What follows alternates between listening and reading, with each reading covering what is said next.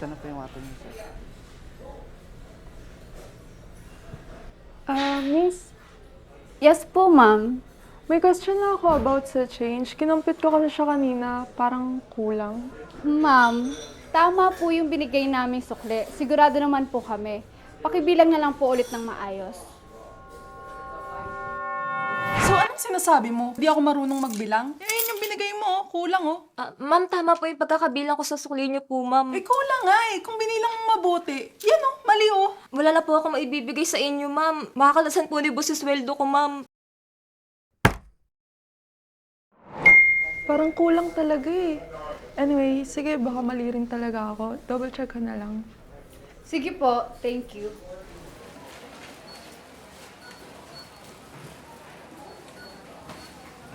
Iha, pasensya ka na. Pero, pwede ba akong mauna sa'yo? Kasi, kailangan mabilit na itong mga gamot. Yung asawa ko kasi may sakit eh, na iwang mag-isa sa bahay. Bakit? Inauna po ako sa inyo sa pila. Eh di sana binilisan niyo yung pamimili niyo para nakapila kayo kaagad. Miss, sige na please. Kailangan ko lang mapuntahan yung anak ko para madala ko sa kanya tong gamot. Ay, opo, sige po. Kaunti lang naman po itong bibiling ko. Mauna na po kayo. Salamat ha. Pagpalain ka nawa palagi ng Panginoon. Mauna ko.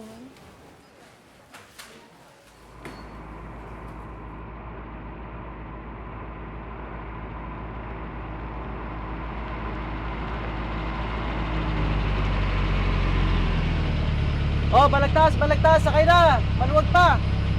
Sakay na, balagtas! Bayad po. Isang balagtas po, kasasakay lang.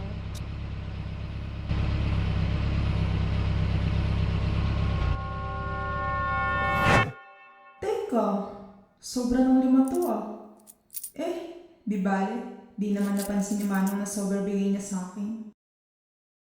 Ay, kuya, sobra po ng 5 yung sukli ninyo. Ay, salamat. Buti na lang, sa panahon ngayon, meron pa rin palang tapat na kagaya ninyo. Salamat, Iha. Sana tularan ka ng iba.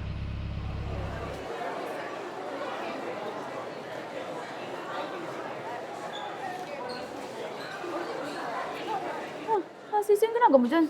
Nililikot ko lang pinagkainan natin. Hayaan mo na yan dyan. May mga tagalinis naman dito eh. Hayaan mo gawin nila yung trabaho nila.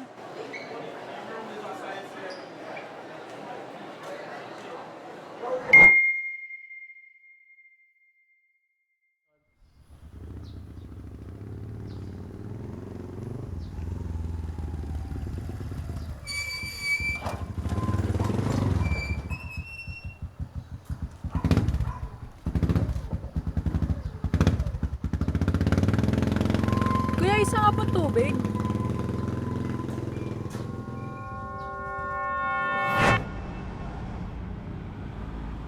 Ano ba yan?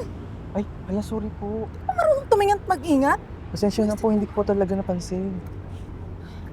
Magandang buhay, Iha. Ang init ng panahon, no? Ang sarap ng malamig na inumin. Gaya ng tubig mo, malamig. Anak, siguro naman sa tanda kong ito, mayroon na akong maliit na karapatan para magpaalala sa'yo. Na sana, di ka pangunahan agad ng init na ulo na kasing init ng panahon ngayon. Masarap kasi sa pakiramdam yung may maayos tayong pakikisama sa kapwa. Payapa at walang away. Nakita ko yun ha. Sobrang sukli ni Manong sa'yo. Sa maliit o malaking bagay man, di ba dapat maging tapat tayo sa ating kapwa? May nakakakita man o wala.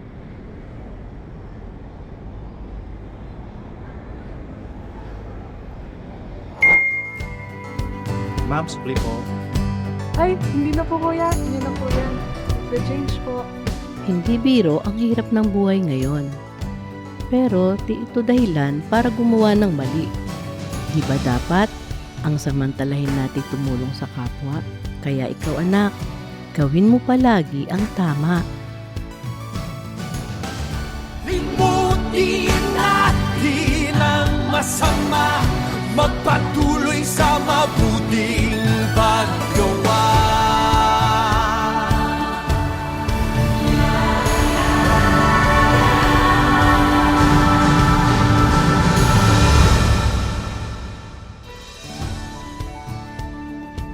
Ang mapagtapat sa kakaunti ay mapagtapat din naman sa marami. At ang di matwid sa kakaunti ay di rin naman matwid sa marami. Lucas 16:10. Na dahil nga rito'y lagi rin akong nagsasanay upang magkaroon ng isang budhing walang kapaslangan sa Diyos at sa mga tao.